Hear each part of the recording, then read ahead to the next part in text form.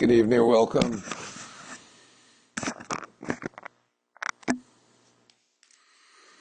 Tonight we'll continue our exploration of the imaginary schools of the early tradition who cleave to things like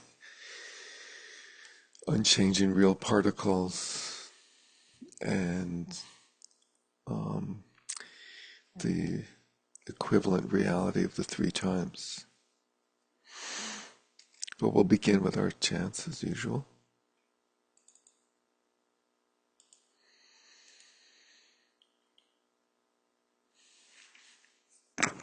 In order that all sentient beings may attain Buddhahood, from my heart I take refuge in the three jewels. In order that all sentient beings may attain Buddhahood, from my heart I take refuge in the three jewels.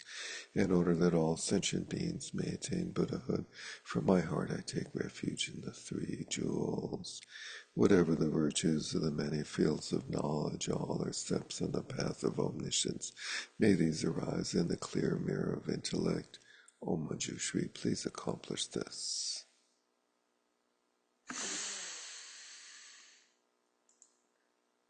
Good evening and welcome. So,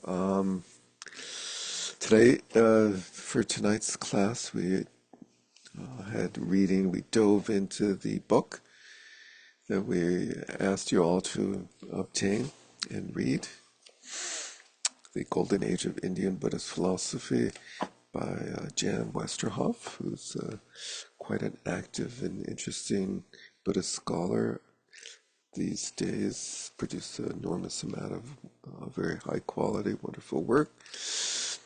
And it's a shame that he doesn't have a really good editor, isn't it? Anyway,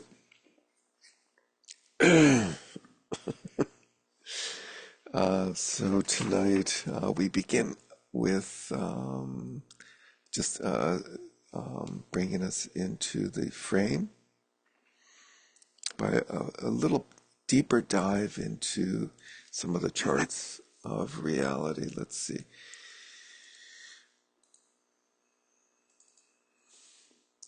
I think it'd be helpful to spend a few minutes getting familiar with the classification of the dharmas that we'll be traipsing around and talking about what it seems to be the three main areas of interest in understanding the nature of this world that we believe in so fixedly is things, what are real things, or the fact that we believe that things are real. If things are real, how does causation happen? And if there are minds, how do they perceive?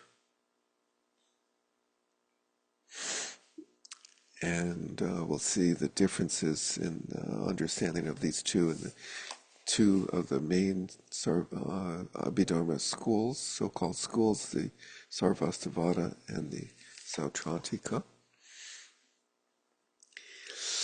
And just want to, we'll go through this chart real quick, and then I'll segue over to my buddy Chris, who will talk to us about the framework of reality that we all believe in so deeply. So there's existent things and non-existent things. Chris mentioned this early on, but sort of magical innovation that the Abhidharma folks had in including non-existent non-things in their view of reality. These are things that are conceptual.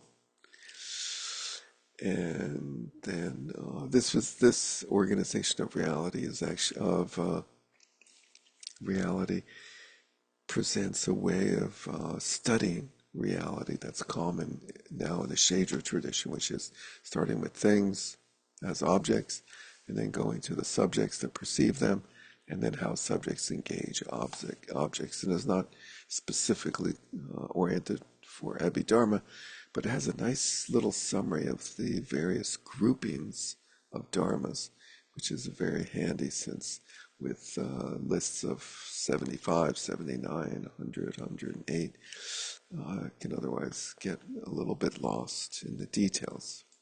The forest for the trees or something like that.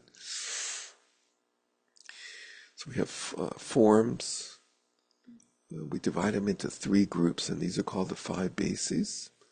Form, matter of various types, primary mind, and in the early tradition we have one, just mind.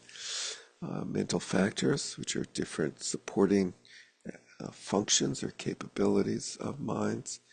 And then we have what are this odd thing called non-associated formations, which are things like life force, birth, sustenance, and decay, syllables, words, bizarre things. We'll look at the list of them. And then we have uncreated dharmas, nirvana, and cessation by virtue of running out of productive causation and cessation that's caused by the path. So non-existent things are things like jackalopes, unicorns, and the self are famously non-existent things. So I'll pause there and ask Chris to flesh out a little bit the importance of realizing this framework of reality we believe in. Chris, how are you this evening? I'm good, thanks. Thank you, Derek. Um, so in our last class, we got a lot into the apparent contradictions and clunkiness of the Abhidharma systems, and just sort of nitpicking how these views lead to these problems. And I think it leads to the question of like, why bother? Why are we engaged in this enterprise of taking this stuff so technically? What does this have to do with our lives? And what the Abhidharmikas were doing was taking their world very seriously. Um, they can be described as ascribing to a view known as realism, belief in a real world, a world that is independent of minds, a world that is shared, and a world that substantially exists. This sort of view is held by, I think, most people, that there's a real world out there, that when you get up out of bed, you put your feet on a real floor and walk into the real world. And what the Abhidharma project is doing with various degrees of ingenuity, really, is trying to understand how that could work.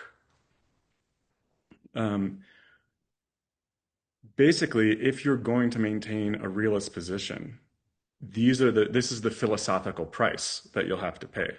Um, this clunkiness.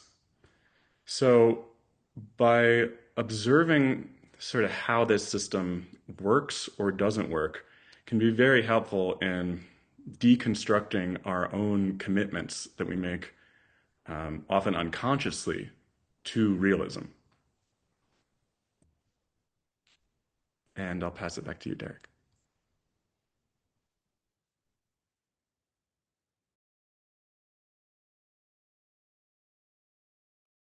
You're You're muted, muted. Derek. Could you all say that at once? Thank you. Um, I wanted to just get a glimpse of like what they've thought the world, or the the world, the reality looked like, and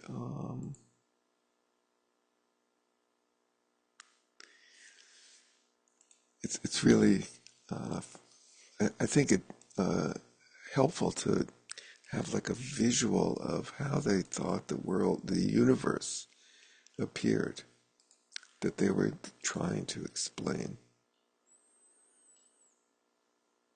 So here's some nice examples briefly of that.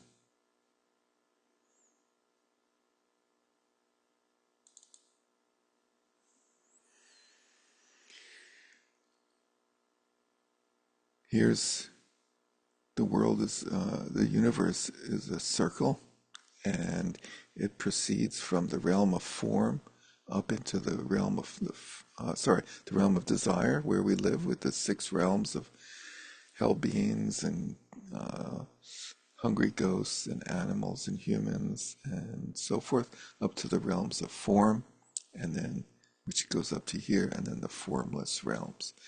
And this is a little bit of an awkward top-down view. And let's see.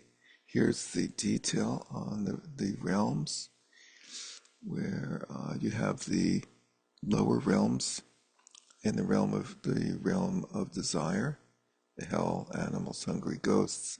Then you have the human realm, and then you have the blissful realms of the gods within the desire realm, Kamavachara, and then you have the Rupavachara, which is the form realms, and then the Arupavacharas, the formless realms up above. And so this is the universe this makes up samsara, and that was their view, was that we all lived in samsara, which was basically a mind-made creation. Here's a little bit of a side view, and here's another maybe nicer side view. Oh, darn.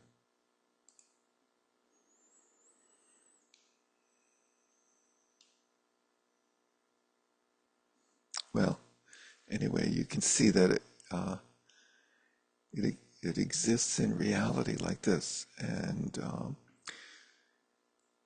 so the effort was how to explain that, and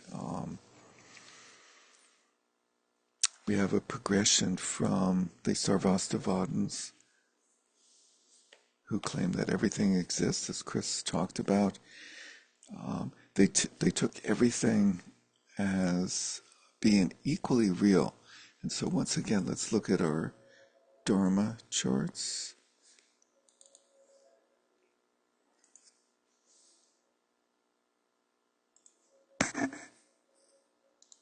Sorry.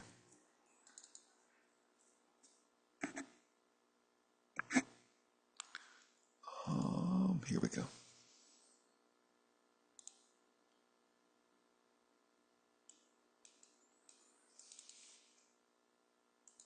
I did something weird to my screen. I can't seem to move it. I'm going to start over again.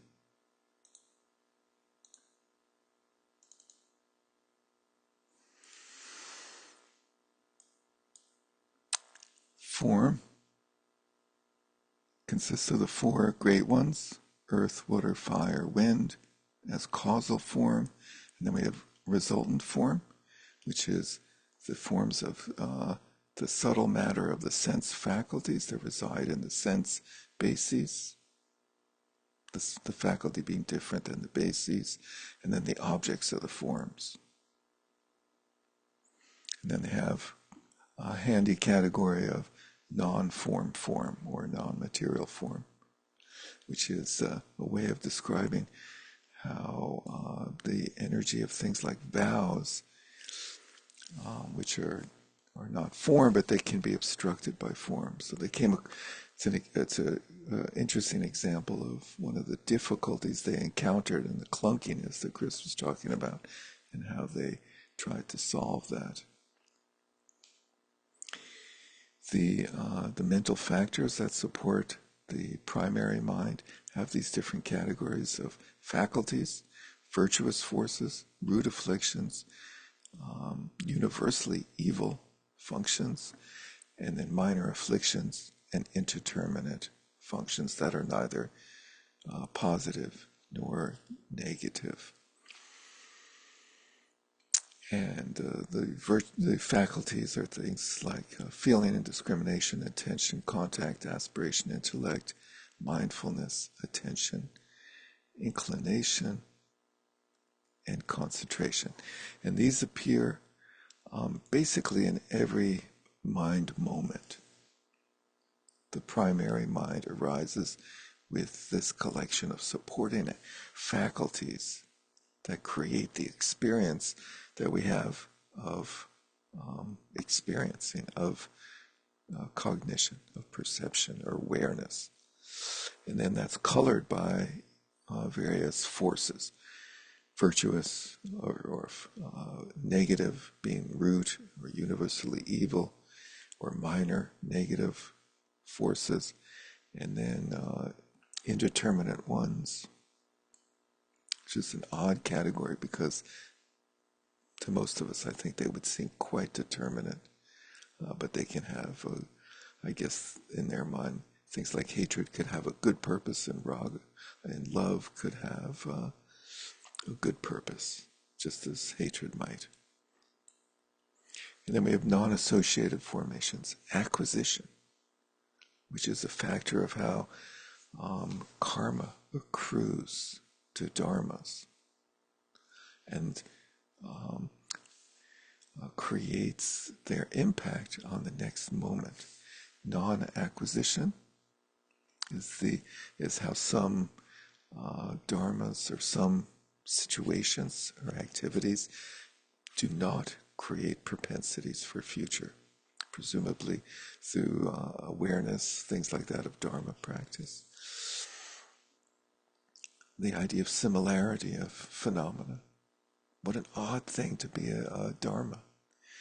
Non-conceptual equipoise, unconscious equipoise, cessation equipoise. So three types of equanimity or equipoise, or meditative attainment without conception, or unconscious, like a trance, and a cessation, which is similar to nirvana, but not quite. Then there's the thing, life force.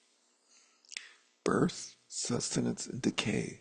These are the three factors or three states that all dharmas manifest, and how they manifest those was a subject of great debate. The overall idea of impermanence, that things, that there's change, and we'll see some radical version of that today in the idea of dharmas as being phenomena, that real dharmas don't change but are momentary. It's a very, very odd way of looking at reality, or answering that question of what's real and how do things function. Name is a dharma. Sentences are dharmas. Or this is really syllables, I think. Or this maybe is sounds. But quite an odd assemblage of dharmas. I think if you or I were to do this, we might come up with slightly different ones. Here we have the 100 dharmas, just a quick look at what the Yogacara tradition came up with, which is ahead of us, but it has a classification that in some ways provides a simplicity which is helpful to us. We have again the different types of form. Let's start from the left. We have the minds, and instead of 6 consciousnesses, we have 8 consciousness. Then we have the form element, and these are the sense bases, eye, ear, nose, and so forth. And the elements as objects of consciousness. So they have a very different version of the form elements, because in the Yogacara, matter is not externally real. It's not independently real.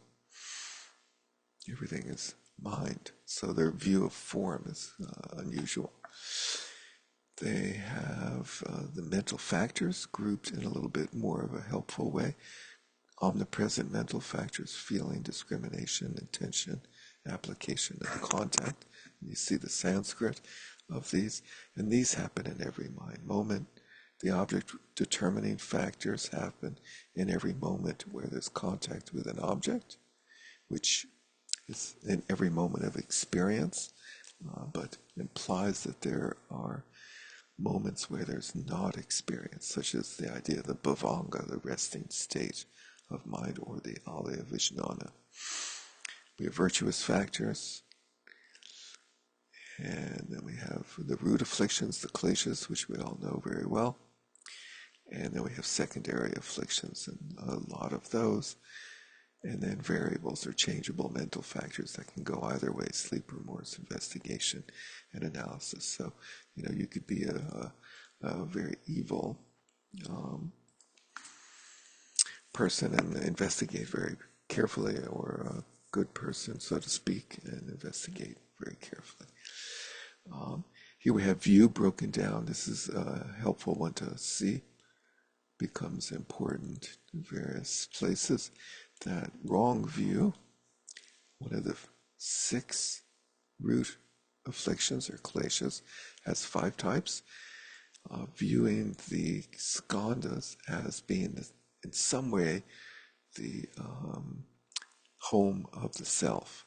And they use this term, the transitory collection, to refer to the skandhas, holding to an extreme of like existence or non-existence,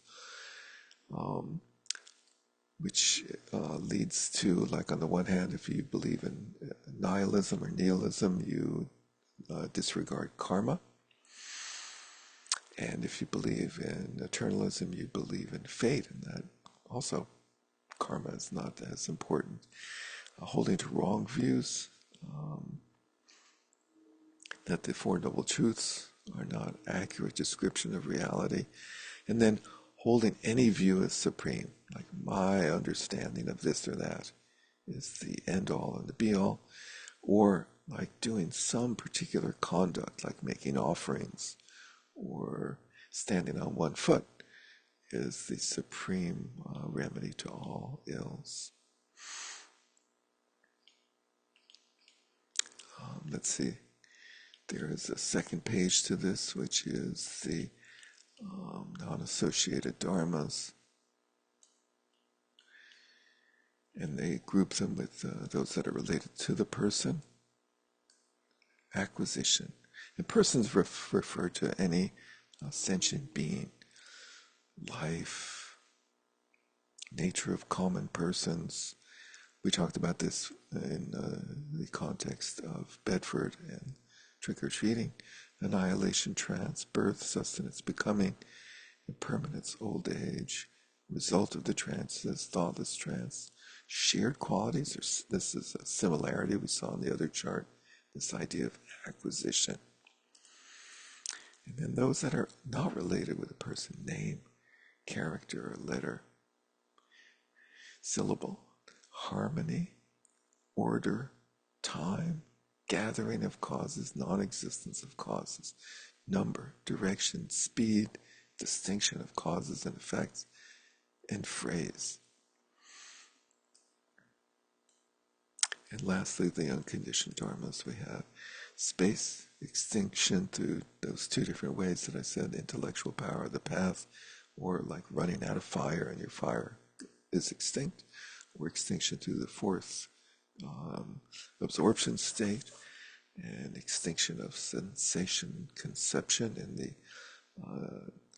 the cessation of non-perception, and then suchness, the true nature of reality. So just to frame, like, I think the objective of that was to try to shift us out of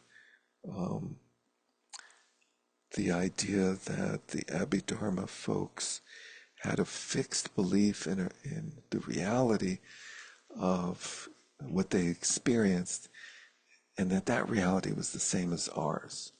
And I just want to emphasize that their reality was rather different.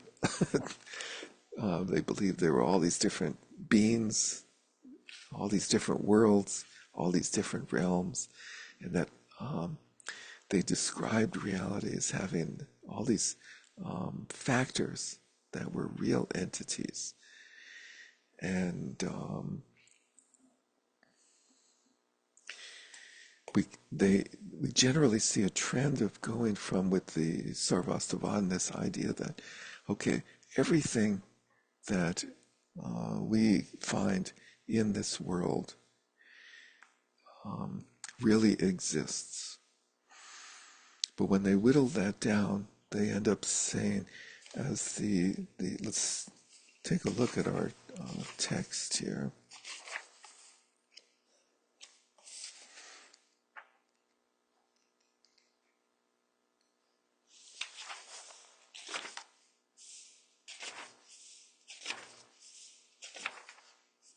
On the bottom of page 72.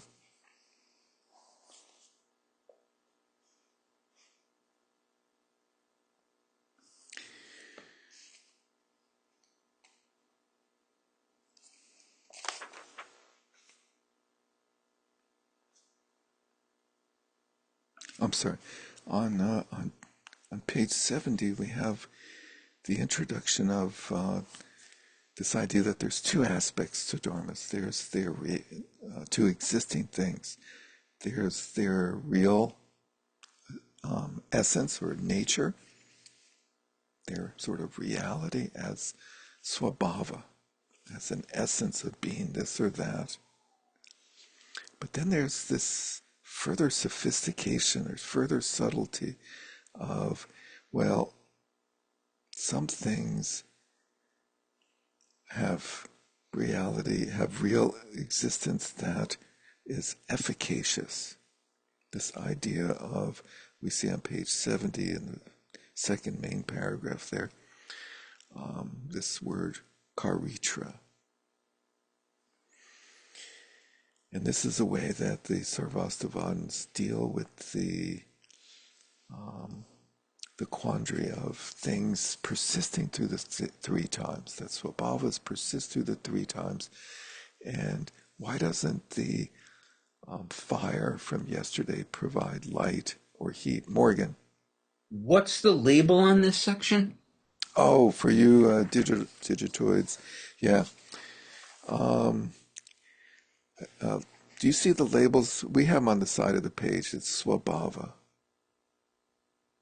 Do you see those labels in the digital version? I have a bunch of labels. Three times are mutually interdependent, possible responses, the notion of karitra. Yeah, yeah. Notion of karitra.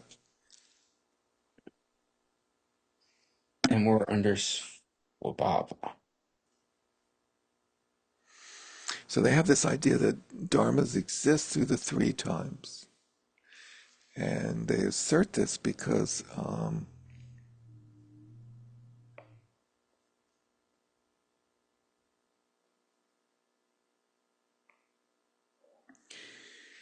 this is part of their explanation of how does karma work in the world? How does activity from past translate into having impact on the future? So some way of rationalizing that evident fact that things from the past have an impact on the current situation. And this division between a dharma swabhava, its essence, and its capability comes about by saying that only dharmas in the present have capability, and yet the dharmas of the past are perceptible but not capable of performing their function as our dharmas in the future. And I thought it would be helpful to pause on this issue.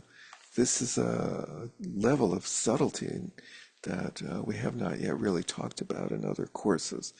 This idea of distinguishing dharmas into having these two characteristics. Chris, you want to flesh that out at all? So the swabhava is what endures over time. So when we talk about yesterday's fire and today's fire, the thing that makes them the same is their swabhava, which is often talked about as some sort of immutable essence. And then we have their karitra, which only exists in the present. You can burn yourself on on the fire right now, but not on yesterday's fire. And I think this is very interesting. It's how the Sarvastivadins want to define the present, but it also seems to cut against their ideas about how causation works in the past. So we have this idea of the three times, which is important because it explains how past karma can affect the present. But then they also want to define objects existing in the present as what have causal efficacy. Does that make sense? So they want to give efficacy to events in the past. That's how karma from a past life can influence what happens now. But they also want to say that the present is distinguished by being the time in which things are causally efficacious. So the present can be a causal, can function causally, and the past is a resultant situation. And yet we have causes in the past, primarily karma, that can influence the present. So in the present, the past exists as a result.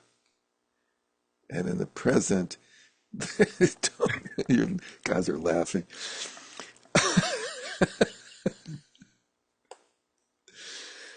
So the present is a cause of the future. The present is the cause of the future, that's right. And the past is the cause of the present. And the present is the result of the past. And Because when yeah. the I mean, this past is obvious stuff. Sorry, Steve. when the past was present, it was efficacious. Yes. Well, And it it was caused the present. next Yeah. present, actually. Yes.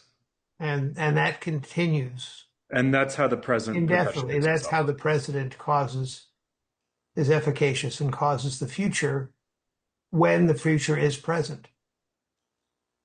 Yes. Cynthia, did you have So, something? yeah, so what do people think of these two aspects of dharmas? This was new to us. Cynthia.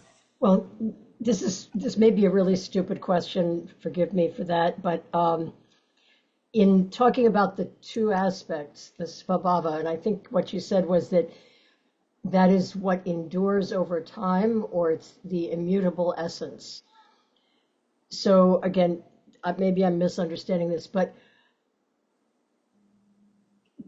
if the immutable essence of fire, for example, is that it's hot, and in the present it can burn us. Okay, that's the efficacy part, I guess, that it can have that effect. But what is a past fire? I mean, a past fire, it would seem to me, is not hot anymore, and so I don't see how that. Where is that immutable essence?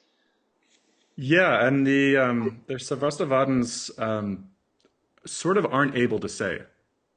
It's a handy philosophical tool in their toolbox, but it's not one that they're particularly able to pin down.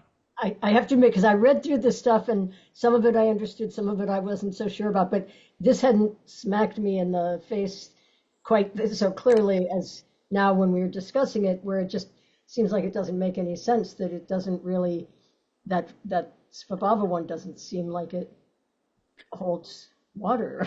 Yeah, can I just read this one paragraph and then Sure. go to you, Emily? So this is at the bottom of page 70 for those with the book, and sort of the next paragraph from what we were just looking at Yeah, in the PDF. Karitra section. The relation of the two concepts, Swabhava and Karitra, is far from straightforward. On one hand, they cannot be the same, since the former exists throughout the three times, whereas the latter exists only in the present. Yet they cannot be completely distinct either, since what makes the fire is the possession of its intrinsic properties, like heat. But if these are completely removed from the swabhava and only associated with the fire's efficacy, it is then unclear what role the intrinsic nature of fire still has to play. Fittingly, we find Abhidharma sources pointing out that one cannot say with any certainty that they are the same or different. Yeah, what an interestingly bizarre idea. And and many of us have gone through many courses on Abhidharma where we've gone through the Vaibhashika or Sarvastivadin school in great detail, and we've never seen reference to this before, which is sort of interesting and perhaps telling that this idea did not sort of persist through time as a viable presentation. Rob, what do you make of this? Well, they're realists, right? I mean, that's where these guys are coming from. So this swabhava seems like a kind of a reification. Oh, definitely, yes. So I guess it's just sort of like a conceptual way for them to, uh, you know, have a handle on, the solidity of everything. Yeah, so let's go back to the things existing in the three times. Why do they assert that? Chris, did you? Yeah, so this wasn't in the reading. We had this like terrible job of trying to figure out what the reading was going to be, and then ended up, it's too long in some places and leaves out. Anyway, Yeah, it so was I'm, agonizing. I'm gonna, like Derek and I are emailing each other like back and forth like ad nauseum about like, we really need these 2 pages because they anyway. Okay, so the Sarvastivadins, this is on the page 61 for those of you with the book. And it's testimony is the sort of marginal name of it for the PDF users. Sarvastivadins present a number of arguments in support of the existence of these three times. A first argument is an argument from testimony, as the Buddha has stated that one of the motivations for striving for liberation is the experience of disgust with material things that have now passed away. We must assume that these things did exist in some way, otherwise why would the Buddha be talking about them, to explain their causal efficacy in bringing about the present state of disenchantment with material existence. You added, just to interrupt, sorry to Yeah, interrupt. sorry, I added a comment. You added the word did, that these things did exist in some way to explain their causal efficacy and bringing back. Thank you for that. Yeah, but I think it's like they still exist. Right, right. Otherwise, why would how would the Buddha, who as we know can tell no lies, why would he refer to them? How would he refer to them? No. Yeah. A second consideration is based on the observation that moments of consciousness need to be based on an object that they are about. If there were no past entities, thoughts about these entities would be objectless and therefore could not exist. Let's pause on that one. Mm-hmm. So this is a really interesting one. So thoughts about, this is not like direct perception through senses, which they explain how in this tradition. Right. Yeah, so this is thoughts about yesterday's lunch. Right. So, but just to segue briefly, tell us the mode of perception, how they describe perception happening. For them, perception is simultaneous. Right. Yeah, you see something that exists now. You're experiencing now. That's right. Yeah, so the Zoom screen in front of you, you're perceiving it live. Yeah. So this is thoughts about something. So if we're thinking about what we just talked about a few minutes ago, those What was it? thoughts, those thoughts have the objects that, since those thoughts are actually real, we're in this real world of everything's real, they have to have real objects. And that object of a prior reality, or yesterday's lunch or whatever it is, needs to still exist in some way. What do you make of this, Emily? Well, it's bringing up a question for me about this. Would they say that everything that's have ever existed still exists, or is it sort of like once Yeah, everyone stepped? yeah, Yeah. So it's like a every lunch lot of I've ever stuff. eaten. Mm-hmm. Yeah. Yeah, it's And just like, everything that ever will exist also exists. yes, it's all here, all at once, Stephen. Yeah. So what about unicorns? If I think Well, about a I think unicorn, that's why this is important is because because if the thought doesn't have an actual referent that it's referring to yesterday's lunch, if yesterday's lunch doesn't exist anymore, then talking about unicorns and talking about yesterday's lunch are equally valid. And unicorns were in the non-existent realm on that chart. right? That's why I mentioned it. If they were in the non-existent realm, how, They're not how real phenomena. they are not real phenomena. Well, nor They were were they. never, nor they never were, right? Right. At least in this scenario of the world. Okay, so phenomena then, therefore they hold that phenomena exist through the three times. There's a couple of other arguments, right? Right. You want to continue? So one is that karma, right, which we've discussed already. So karmic events, events in the past accrue karma. These have results in the future. And sometimes those results are very immediate, and sometimes they take lifetimes before they ripen. Yeah, so he gives the author gives four arguments: testimony, Right. Yeah. which So the second is one is consciousness needs a presently existent object, which we were just sort of talking about. right, and testimony is his weird way of referring to like scripture, like authority of the Buddha, right? Mhm. And then the third one is karmic responsibility. But I think the Buddha is used as an example because he's particularly believable. Where I think testimony, if I told you about yesterday's lunch again, that's also testimony referring to a past object. So in some ways it feels like more like he's talking about memory or just referring to the past.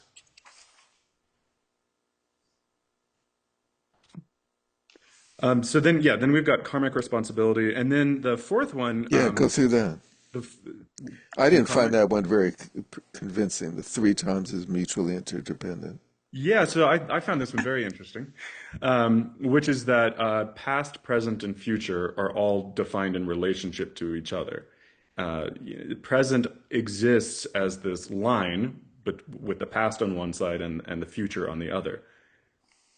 So if the past and the future don't exist, then the present is sort of undefined.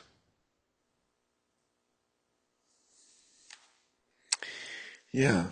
So those are the reasons that things exist through the three times. And on the next page, 63, with the tag, the notion of karitra, there appear to be a number of considerations that can be put in place in order to support the existence of the three times. Sorry, while there can. A major challenge the Sarvastivadin has to overcome is this necessity of accounting for the fact that past and future entities lack the power of entities that are present. The present glass of water can quench thirst, etc. The Sarvastivadins account for this by the theory of efficacy, karitra. Let's see.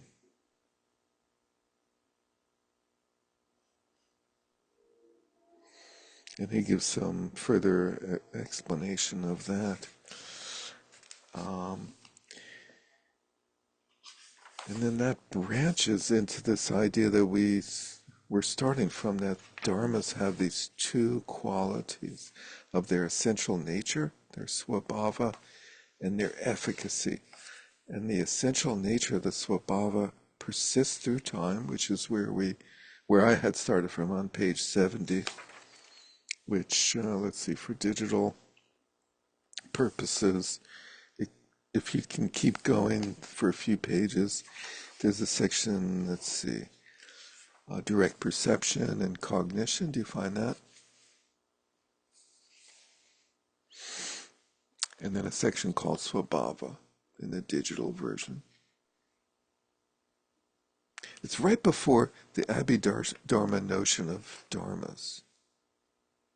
And you're referring, when you say section, you're referring to these sort of little captions in the margins.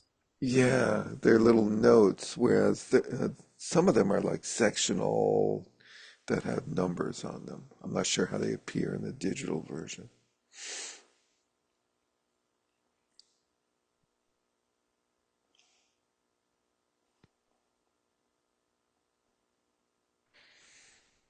Anyway, we have these two qualities.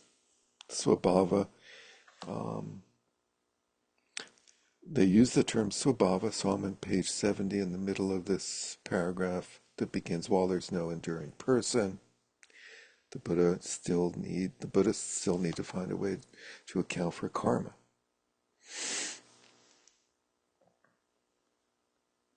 Different schools came up with different solutions. The Sarvastivadin come up with the ingenious idea that is reflected in their name. They claim that dharmas do not arise from a non-existent future, become existent, and then as they become past, vanish into non-existent. Rather, dharmas exist through all three times. We mentioned this earlier as the third of the four reasons for dharmas existing at three times in order to accommodate the blatant implausibility. I like the author's commentary on these things.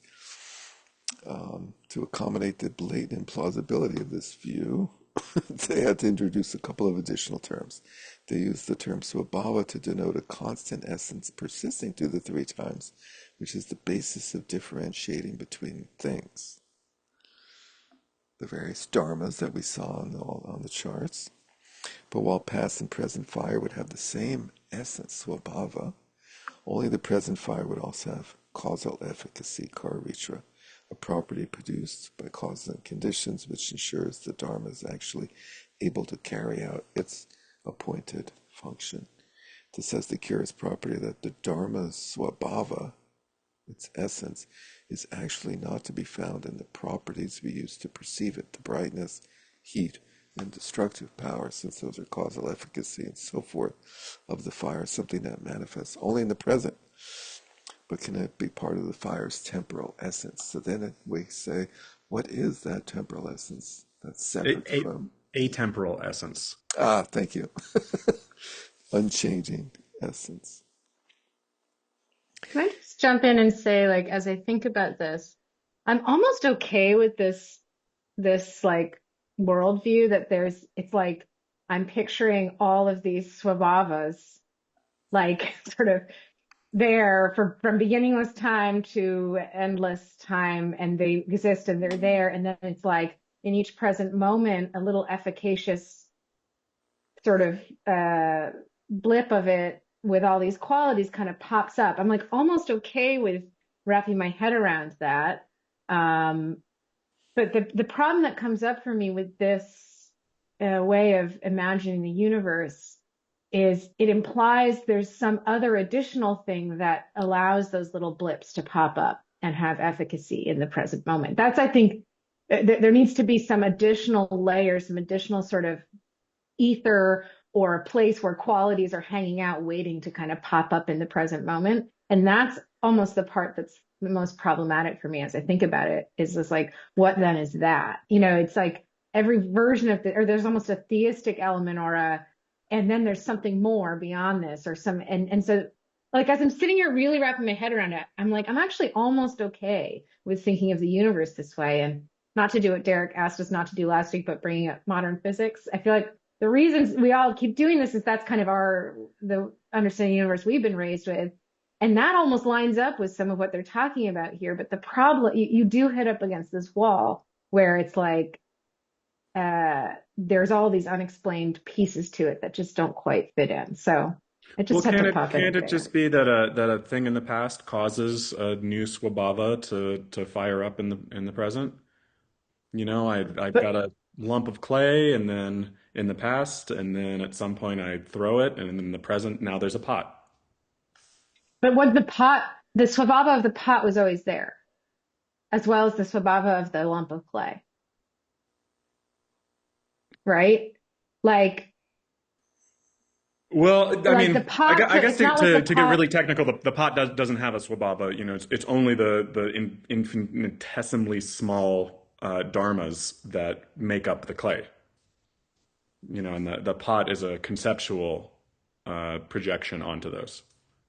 Okay, right. So yesterday's lunch doesn't exist. Only the Not like not the not strictly particles that speaking. made up the lunch Yeah, are so what have its baba. that's the further gloss on what a dharma is, which we should go into Right, in a moment. But right. Okay. but but I like this effort to sort of visualize what are they how are they visualizing the world of like there's this the world is like a field of infinite potential where there's these essences of real dharmas that are always present, whatever has been always will be, and then they're triggered somehow by the web of causes and conditions into causal efficacy. And then those there's like this wave of now like goes through this field of potential, triggering at each moment like a different set of of potentials into causal efficacy, which then reverberates into the future somehow. I don't know. It's an interesting exercise to try to imagine, like how are they actually seeing this in their world? Okay, so on page in the book it's 71. In the digital, it's a section that in our side margin there's a header that says the Abhidharma notion of dharmas, and the dharma is based on it's a term based on the root dri, to hold or bear, something that holds its own characteristic. It's unique and remains unchangeable through the Dharma's existence. So we have this sort of contradiction of this unchangeable essence and the law of impermanence that we have to grapple with. And first, let's start with the criteria that for what makes a dharma. Dharma, the first is mereological, and I only know this word because I ran across it before in one of the articles by this same author, and I looked it up. It means based on the logic of what makes you merry or not. No, no, just kidding. It's logic based on things existing based on parts. Is that right? And like relationship between parts and whole. Parts and wholes, Yeah, Yeah. whatever that means. I had to look it up too, and my computer wouldn't tell me. It said word not found. I had to go to Google, and Google showed me. But yeah, That's good. it's the analysis of the relationship between parts and wholes. Parts and And wholes. it's the sort of analysis that we saw with Nagasena and the chariot, right? There's no chariot, there's just a bunch of parts. Thank you. Bingo. That brings it into tangible reality. I also had to look up horology. Did anyone else look up horology? I can't even remember what it was now. This is timekeeping, the study of timekeeping. Right. His use of these terms is somewhat comic. Okay, so Mariological, something that has parts, and dharmas fundamentally have no parts. And this he goes through this description of how they come up with a partless dharma, which is physical, material, coming to the fundamental particle of matter, and then also conceptual, that it's not based on designations. And we've seen this description incorporated into the Tibetan tradition's projection back onto the school and described numerous times of something where when you mentally dissect it, the idea of it falls apart, right? So let's see, this author says the second, more abstract, not physical, but conceptual parts. If a thing disappears when dissolved by the mind, it can also cannot be regarded as a dharma, sorry. The example is he provides of a water atom, sorry. Such a partless particle is mereologically simple and therefore not ruled out by the first, so it's an essential particle. And just But a just to water be atom clear, has different qualities: shape, color, stickiness, adhesive quality, and so forth. If we break the atom apart mentally, we're left with no water, but only with a conglomeration of properties that collectively characterize it. The only entities that qualify for Dharmahood, love that, by this more stringent second criteria appear to be property instances. Sometimes they're referred to as particularized properties or tropes.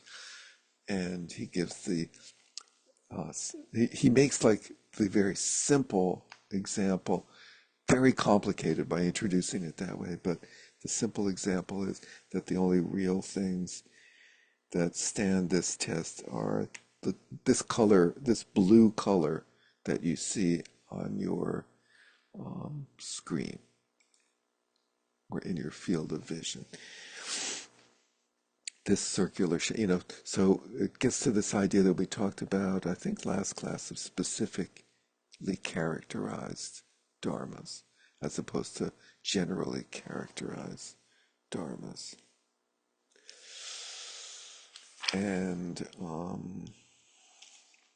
this leads into this idea that there's of what we call the two truths, or the two levels of reality. On the next page, there's a section called existential status. Oh, sorry. First, there's a section, the margin note says dravya and prajnapti. And he uses these terms without giving the English later on. So just to touch on them briefly, it's a paragraph that says the notion of dharma and its existence by swabhava is essential for establishing the kiya abhidharma distinction between those things that exist substantially, dravya sat, and it's important to note that substantial in our world refers to matter, but in this world, substantial applies equally to matter and mind, and it just means they are real, really there. They're verifiable through experience and so forth. And those that exist only as designations, mental imputations, prajnapti, sat. So dravya is truly existent, and prajnapti is conceptually imputed. So then the next paragraph, the existential status, is towards the end of that paragraph. He says, when we speak about the in the middle, according to this perspective, the distinction between the two truths boils down to the existence of a single truth, since only the entities that are fundamentally real exist at all. So the only realities are those that are dravyasat, substantially existent. They can be perceived, they have qualities, and they're not mentally designated. And those that are mentally designated are actually not realities. So he says there's only one level of reality. And this is prescient, I think that you call it, or sort of it's something that comes up much later when we go through the Madhyamaka and other traditions, this idea, this way of taking the two truths. So I found it interesting that it was presented here, that there's really only one truth. And he quotes this text, the Abhidharma Mahavibhasha, their Bible. There's indeed only one truth, the absolute. The two truths are established in terms of difference in perspective, not in terms of real entities. In terms of real entities, there's only one truth, the absolute truth. And presumably the term absolute truth, it's a little unclear to me what that's a translation of, but maybe dravya sat, I'm not sure. In terms of difference in perspective, the two types of truth are established. So the difference in perspective depends on who is looking. Ultimate is the way of enlightened beings, and conventional is that way, that which is reflected in the way ordinary beings conceive of it, which is so similar to what we'll see later on. Chris, did you want to add anything here? Otherwise, Rob had his hand up. No. Rob, do you So have a comment? just to be clear, they're saying that our conceptual overlay, our constant conceptual overlay is not real. Right. But they still speak of it in terms of the two truths, and not so dissimilarly from the way later traditions use it. You know, the two truths, a conventional way of speaking in which things can be true or false relatively, but not ultimately. We can talk Right. about yesterday's lunch. We can have a meaningful conversation about yesterday's lunch, even though on an ultimate level, the only thing that exists are these little atoms out of which lunch is made. Right. But it's actually, this is like a pre-Mahayana school, right? Yes. So, I think it's kind of sophisticated that they're already going that, that they're already recognizing that, it's our self-talk that's changing, you know, the our perception of what's real. Hmm. I mean that, right? Yeah, yeah. That's very, we'll see this coming through big time with the Madhyamaka school.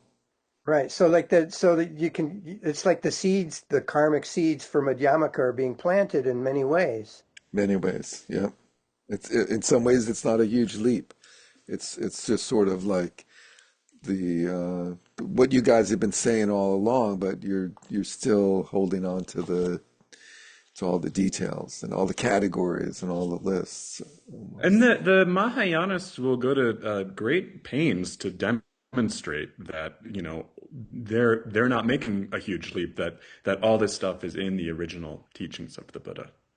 Yeah, we'll see that all the way through to the Vajrayana, or sorry, the Tibetan traditions, the Vajrayana views, and the what we'll learn about it, the Gentong view. They have the same idea that it's all there. It's been all there through the whole time. Emily, and then we'll shift to South Toronto. I think I read this in here. Are these guys saying that the partless particles are like made up of one of the four elements and that those are real? Was there something about that? I'm still trying to wrap my head around what characteristics. Yeah, they were vague on that. They didn't drill into that. There's other texts where we've seen descriptions of part of these fundamental particles as actually being made up of a minimum of 7 or 8 particles, one for each of the four great elements, and then one for four of the five senses. And I think they leave out auditory or something. But as far as what the, you know, atoms are made out of, they're made out of that list of, you know, the 100 or the 75 or the 82, depending on which list you're looking at, dharmas. But those are so it's a struggle to explain how do we get from a partless particle to those dharmas on that list. And those dharmas are considered to be conglomerates. And they have a whole way of describing conglomeration. And like if Molecule. molecules, yeah. And it's like a molecule of hatred. Well, not of hate, those are mental, but a molecule of subtle matter that makes up the eye faculty, or a molecule of the eye object. But if those are conglomerations, aren't they not dharmas by their own characteristic of, you know, description of what makes dharma? That's right, and they use the term dharma. That that is a very big contradiction in their world, I think, because that is very true, and it's bizarre. Also, what they say is that the dharmas all have that makeup. They all have these seven uh, like subparticles that make up an partless particle, which is absurdly illogical, and that, let's say, a molecule of water will have a predominance of the water subparticles, but the other particles are all there in just a minority. It becomes just really hard for them to describe how this whole thing comes together. But again, just to refer back to what I said at the beginning of the class, you may not share this worldview of this particular flavor of realism, but like an allegiance to realism, you will have to pay similar prices to what we're looking at here. That's the key element. One way or another, if you're trying to like conceptualize the system for what is really there, that you believe is really there, it's going to have these incongruencies. So trying to go, we're short on time because I wasn't that efficient early on, sorry. Yeah, But I guess I'm gonna just try and race through their theory of momentariness. I'll yeah, get it done in a moment. how do we get from impermanence to momentariness, Chris? Right. So impermanence, is basic Buddhist doctrine and one of the three marks of existence, and something that all Buddhist schools will share, um, and will have different ways of cashing it out. So the Sautrantikas are very clear that they seem to come. The Sautrantikas emerge in response to the Sarvastivadins, um, but they reject some of their basic premises, such as the existence of the three times. So they have what's known as the doctrine of momentariness. So I'm on page 75. For those of you with the PDF, the margin note is momentariness. And it's the second sentence of the second paragraph. According to the exposition of Sautantrika we find in Vasubandhu's Abhidharma Kosha Bhashya, everything lasts only for a moment. Not only do past and future entities fail to exist in any substantial way, the present also does not possess any temporal thickness. Immediately after coming into existence, each moment passes out of existence.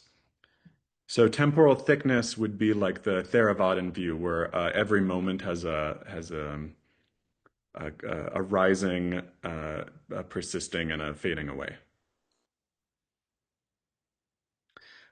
He calls this cinematographic conception of reality. I sometimes think of it as like a flip book, of these individual moments that you flip through, which create the illusion of movement and continuity. The last sentence in that paragraph. Individual dharmas succeed each other like frames in a movie and blur into each other because our perception lacks the temporal discrimination necessary to tell them apart. So how do we get here? So the first premise is the idea that everything is impermanent, a position that is, of course, well supported by the Buddhist theory of the three marks of existence.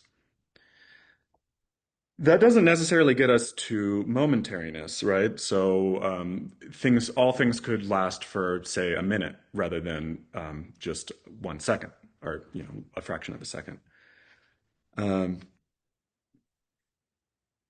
If everything eventually perishes, what brings this about in each particular case? There may be an external cause operating on each object, moving it from existence to non-existence.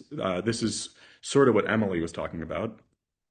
Or each object, or sorry, no, that's somewhat related to what Emily was talking about. An external cause operating on each object, moving it from existence to non-existence. So the example he gives later is an external cause. A brick is operated on a window, and now the window no longer exists, right? Or each object may eventually destroy itself without any external influence, and that would be sort of the end of a candle snuffing itself out once it's out of fuel. The first possibility seems to be what accords. The first possibility being something ends something else. The first possibility seems to be what accords most closely with the manifest image of the world, where windows are shattered, flowers wither, and humans die, all because of the influence of external causes. Those causes he lists as the brick, the heat withering the flowers, or the tumor in the brain causing the human to die. Yet there are difficulties with conceptualizing these as causing non-existence, unless we assume that non-existences are real objects, first-class ontological citizens of the world, and not merely linguistic hypostatizations, as the Buddhists assume. So how does that cash out? So the question is, how does a brick produce the effect of non-window? So one option would be that non-window is a real thing that is produced by a brick. And this is actually a view that was held by a Hindu school, the Nyaya, who believed that absences were real things that existed. So there's a implicit critique of Nyaya in there. The Sautantrikas don't accept that absences are real. Absences belong to that first break in the graph we looked at earlier of non-existent things, along with jackalopes and unicorns. Okay,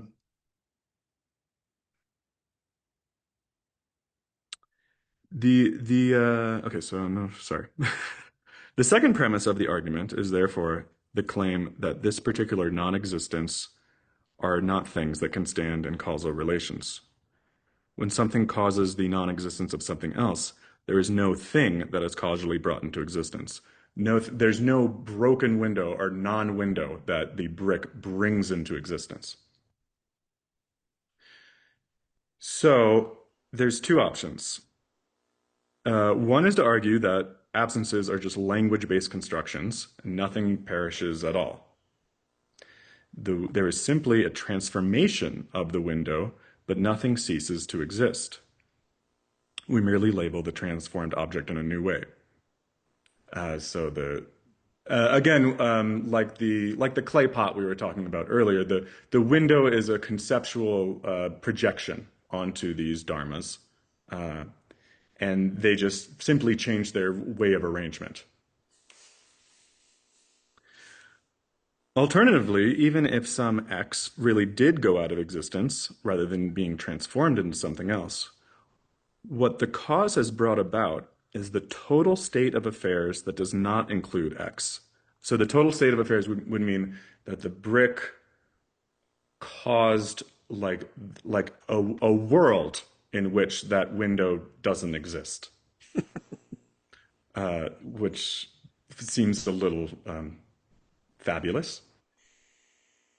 Or alternatively, the last succession of moments that constitute X. So that would be that the brick causes the last moment of the window, and then the window then causes its own extinction. Yeah? Rob? My question is, okay, I get a brick breaking a window. That happens every day. But how do they explain the momentariness of that brick appearing and disappearing while it's flying through the air, and the window appearing and disappearing until it gets hit? The momentariness. What causes momentariness?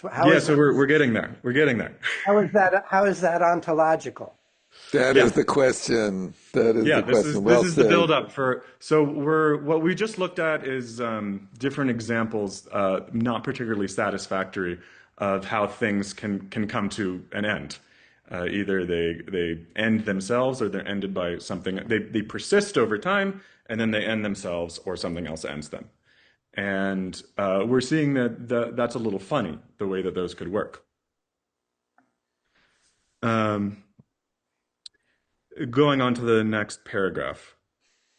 If we hold on to the assumption that things really perish, that everything eventually self-destructs without the need... If we hold on to the assumption that things really perish, the second possibility, that everything eventually self-destructs without the need for outside influence is the one to follow. So the idea that just like a candle snuffing itself out, a window in some way, the cause of the broken window, while the brick is a factor contributing to it, the window is what causes its own destruction. Otherwise, you have bricks causing, otherwise somehow miraculously out of a brick, you have a broken window kind of springing out of it. Does that make sense? Why that wouldn't work?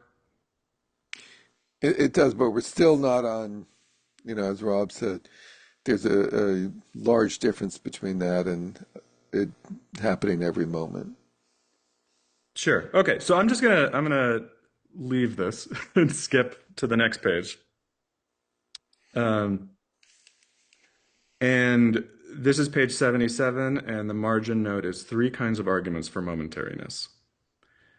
Within the Buddhist philosophical tradition, we can distinguish at least 3 kinds of arguments developed for establishing momentariness. We have just met the first, which we might call the argument for the spontaneity of destruction.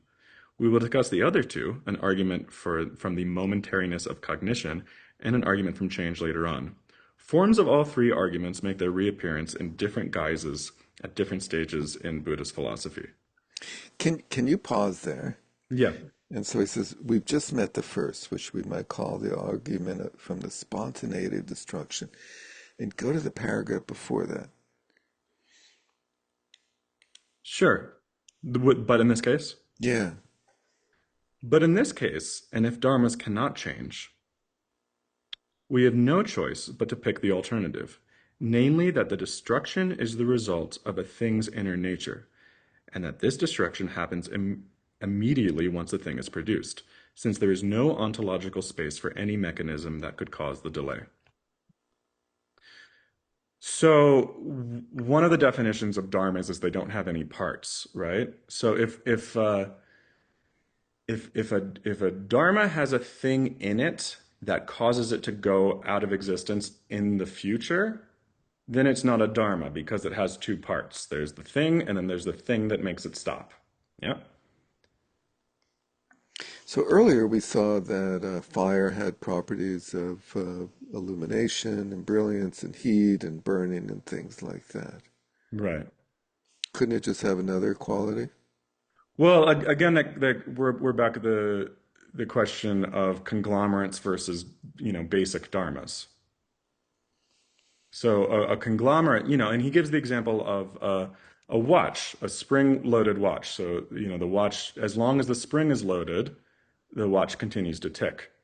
But once the spring is, unwound, it loses its ability to do so. Suggesting that maybe there's something in a dharma like that. But because a dharma can't have a part, a watch can have a spring, but a dharma can't have a part. So this It is can't the be part of a dharma that brings it out of existence. yeah. So more on that, I think, is that it wasn't well clarified. I think that so when he says, but in this case, and if dharmas cannot change, so we're talking about the destruction of how destruction comes about, but we know that dharmas can't change. So we're talking about destruction of what? We're talking about destruction of conglomerates, right? So is the conclusion that change only happens to conglomerates and that dharmas don't change and that conglomerates change momentarily? He just, that seems to be like a big part of it that I didn't find clearly. Am I making something up? Did anyone else have that question? Yeah. Absolutely. But you're explaining, you figuring it out live in real time right now is helping me figure it out. Thank you. Yes, So on the page before, on 75, where you started with momentariness, the theory of momentariness therefore claims that all constituents of the world, all dharmas, only last for an instant and cease immediately after arising. And then he says, if dharmas cannot change.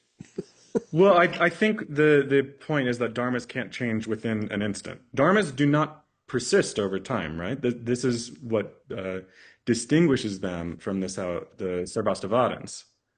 For them, dharmas exist only for a moment, and then they disappear. So and there's no thickness to that. They arise and disappear in a single instant. But then what does it mean when he says dharmas cannot change? So does that mean that they can't change in terms of their so-called nature, but they can change in terms of their existence or not? In terms of that they can arise and cease, but whatever it is that's arising and ceasing cannot change in nature from one Yeah. So is horizon. it Yeah, so the one dharma swabhava? causes the next, a dharma at time one causes a similar dharma at time two, but they're not the same dharma. The dharma at time one is gone. So he never talks about that. He never addresses this whole issue, and he never says what you just said that I could find, did he? But if wait a second, those tables and charts are listing dharmas, right? The 100 and the 75 and all of those, right? Yeah. So in terms of, I think if I'm understanding anything, which probably is not true, But what you were just saying, Chris, is that, if no dharma ever, like, if each dharma in every moment were different, you wouldn't have charts of 100, you'd have charts of gazillions. So what we're talking about is a dharma of a particular type arises and ceases and arises and ceases, and that's why you could have only hundreds of types rather than gazillions of types. I'm not following why the gazillions would be implied by Well, this. if you were saying, I may be misunderstanding what you were saying, but you're saying that it's not the same dharma the next time it arises. I, in a sense, understand what you're saying, but it's the same type of dharma. Okay. Again, we're at the particular versus generals, right? So the generally the dharmas on the list are general dharmas, blue, and then an individual dharma, this blue, is a particular dharma. So particular dharma blue at time one causes the next moment of particular dharma blue at time two. Right. Those are different dharmas. Right, but they are of the same type. They're of the same type, the same trope. So do they have the same essence, essentially? But they have a different temporal momentariness? I think you could say in a sense, but in a sense they do, because they're Otherwise, they'd instantiating have the to be same different property, dharmas, but right? they don't have the same essence because one exists and one doesn't. Oh, wait a second. And what is... Um, okay. Well, I don't know if I can... But I think you're sort of demonstrating the appeal of the Sarvastivadin view, because we do like to talk about a thing in the present sharing something with a thing in the past, and the Sautantrikas are saying no, you can't do that. So then what would... They're saying there is no... sorry. They don't... The essence idea or the having a... Dharma's having a particular qualities or whatever does not exist in their view? They have an essence, but they have it only for an instant. The existence of that essence doesn't persist over time. And it doesn't come up again in the next occurrence of that dharma in time too? Another dharma comes up at time two, and they look the same because we lack the perceptual ability to see them as different. This is where it seems like those tables would have gazillions in that case. That's what I was meaning by that.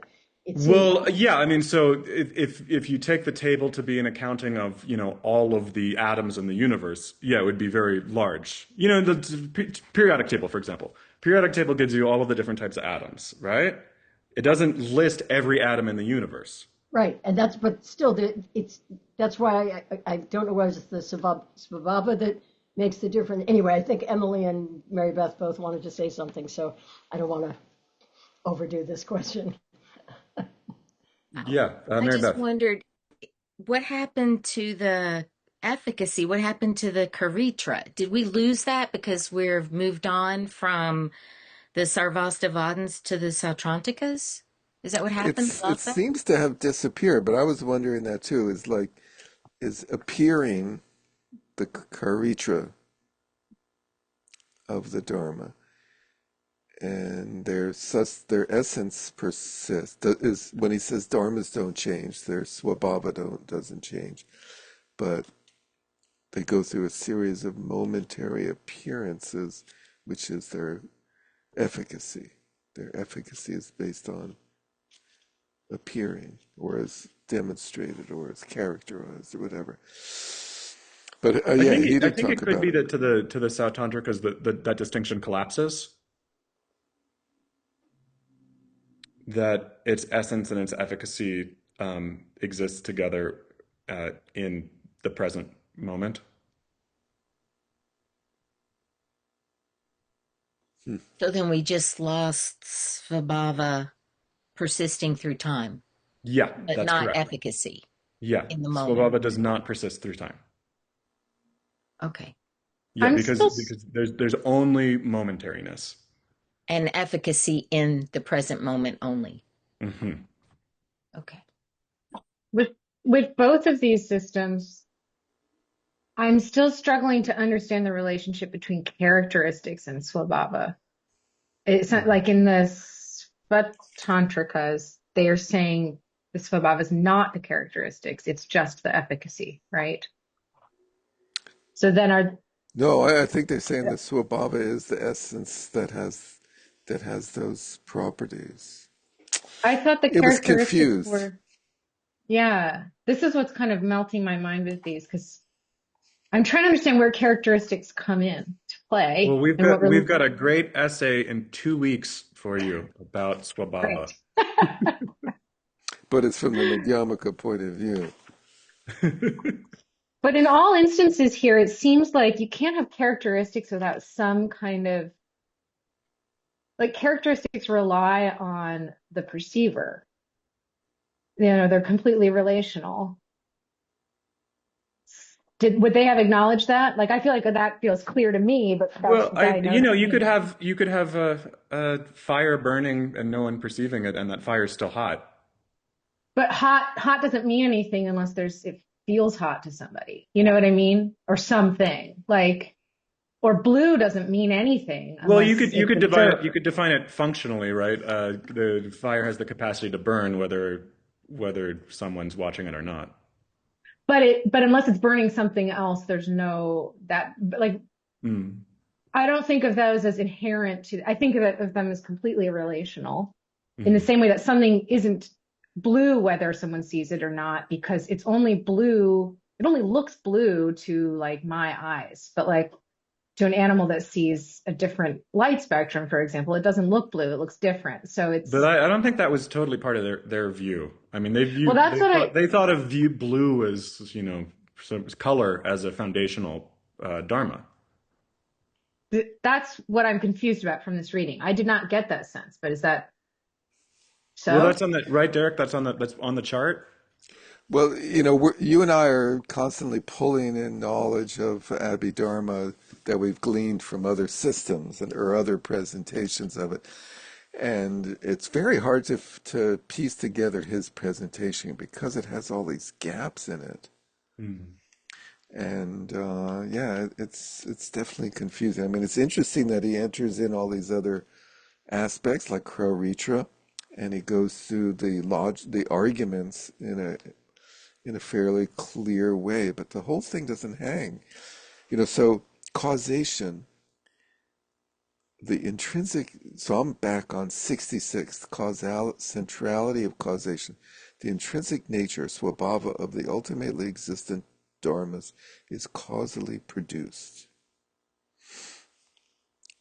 which says to me that they don't exist and then they exist.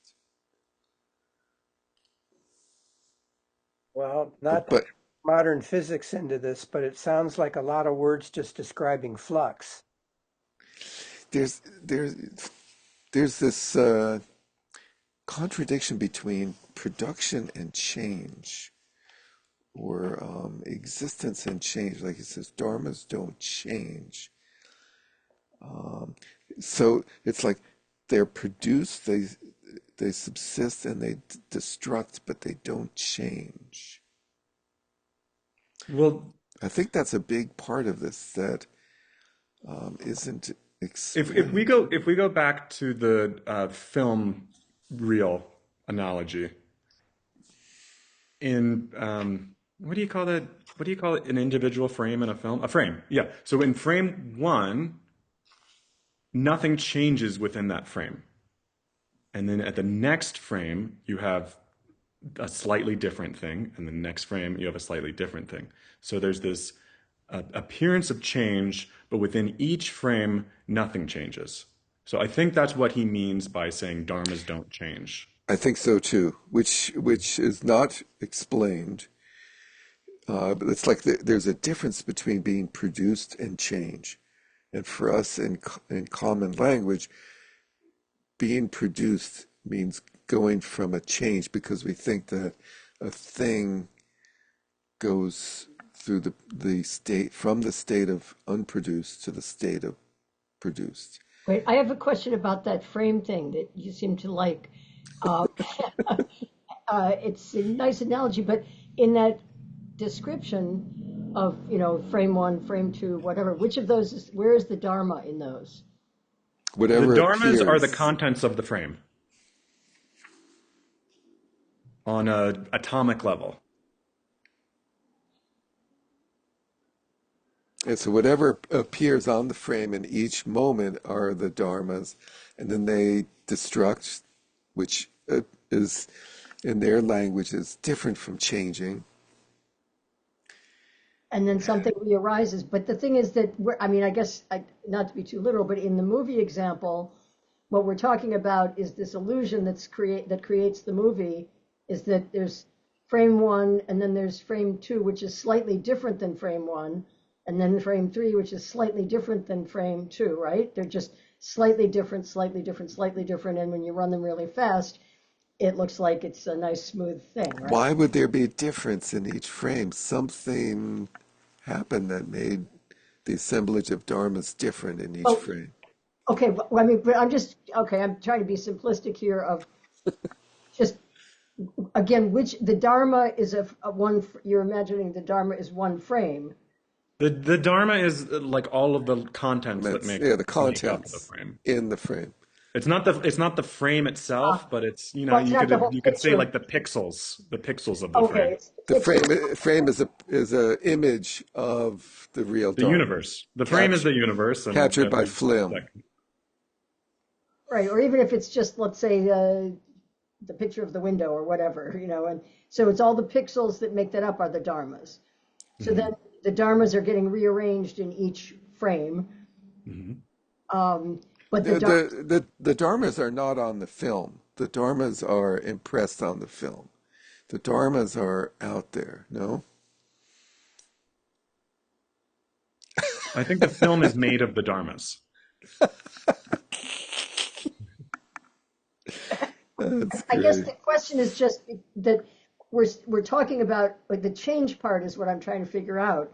Is that, like I said, in the film analogy, we know that it's an illusion. You've got all these separate things, you tie them together fast, and it creates this illusion. But in Mhm. terms of if we're trying to explain how this, like the house that we're in is still standing, even though it's momentary, that Mhm. somehow it exists and then ceases to exist momentarily and then somehow exists. Is that the level of momentariness we're talking about? Mhm. Higher level constructs, right? And why do they all uh, cease to exist at the same time? Anyway, Yeah, so Emily, so for the Theravadins, right, they don't, which is kind of funny. Is like a matter moment is 16 mind moments, Oh, which yeah. fits into their conception of epistemology about how you can see a thing and then perceive it because the mind moves faster than the change of physical so matter. right, so every moment, some things that were there last moment aren't there. So there's some things that are missing. Like like you only have four fingers, and then it's back. Emily. The other thing with this, to extend the film metaphor, there's this essential piece to it, which is that there is a thing, like a machine, that makes them move really fast. And that's what makes the illusion appear. So, like, to keep going with that analogy, like, or what's the correlate? What level of reality or existence like, what is causing the frames to move? Well, yeah, like Cynthia's saying, the mind, which would be the Yogacara. Reading through all this, I can see why you end up at a mind-only place with this stuff. But that's like feels like a big missing component to me What in so all what of what these. causes the next frame is the question. Yeah, or like Yeah. what's for lack of another word, what's the projector in like what is Where do the tying them frames together? appear? Where do the frames Yeah, appear? and what's making them all run together, like move along so that So they I think appear in to this be that flowing. the projector or is the universe, is what's real, is the real world. But then that's outside. See, it's a similar issue with a lot of these systems. That implies that there's sort of two things here. There's like all the stuff that's happening and then the thing that's holding it. And the Yeah, I mean, channels, I you think know, we're it's running like, up against the limits of the film metaphor where they're Analogy, moving yeah. things. For them, but I think it's it's there's one relevant thing. too. There's the dharmas, and the dharmas are sort of self-perpetuating. They But see, cause the next moment of themselves. that's why I think the film analogy, even though it sounds like we're just hitting up against it, it's valuable because like the running of them, to me, it feels just as important to figure out the reality, levels of reality of that as it is to figure out the levels of reality of the like frames themselves or the little units themselves. And, you know, it's like, it's not, it can't just be this closed system without some other external something, Well, I causing things think to for flow. them, they just take it as granted that dharmas a dharma at one instance causes the next moment of a similar type of dharma. They take that as just a quality of the dharma that it causes. It has the ability to cause itself at the next moment or something similar. Okay, so question about that, and there was something about this in the reading, is that if the dharma of moment one disappears, how can it cause the dharmas of moment two? Well, yeah, there you're back at the standard question of cause and effect, right? Yeah, Yeah. So what's like? How do they bridge the gap? yeah, Yeah. And I don't think there's a satisfactory answer for that. yeah. I think what's going on is that they had a view of what their world was, and they tried to encapsulate that as well as they could in various concepts and categories that ultimately were helpful in their path quality of breaking down attachment to a sense of continuity and agentness of the self. And it left numerous strands hanging out in space that really don't come together completely. I would just wanted to say something relative to what Emily was asking. Though. It seems like that question kind of points to sort of two directions. One is obviously to the future schools where they go with the mind only, that the mind is the projector essentially. And so that's one sort of direction that points. Or the other one, which is what Chris was talking about, is the dharmas. There's no external. There is no projector. There's no external. There's no large scale phenomena that's making it all happen. That's where the film analogy definitely does break down, I think, because there isn't a whirring machine. This notion that the dharma is just one turns into the next to the next, so it's sort of more of a grassroots operation rather than a uh, sort of top-down big machine kind of thing. You know what I mean? Yeah, totally. Anyway, so I think we'll try to sort of map out what are the main elements of this system, and maybe where does it succeed and where does it fail. And we have one more class on the Abhidharma system, and we in this excruciating process of weeding out and making the readings manageable, we left out a wonderful presentation on how perception happens, and maybe we'll, I don't know, add that back in or something. But anyway, we should conclude. We're past our time. So we'll return to all of these topics with further information from next week's reading next week. Thank you, Chris, for that moment. Thank you, Derek. Series of moments. I don't know what it was, but by this merit may all attain omniscience, may it defeat the enemy wrongdoing from the stormy waves of birth, all days, sickness and death, from the ocean of samsara, may it free all beings by the confidence of the golden sun of the great east, may the lotus garden of the Rigdon's wisdom bloom, may the dark ignorance of sentient beings be dispelled, may all beings enjoy profound, brilliant glory. That was fun. Thank you very much, everyone. Thank you. Good night. Feast. Have a good week. Take care. Thank you.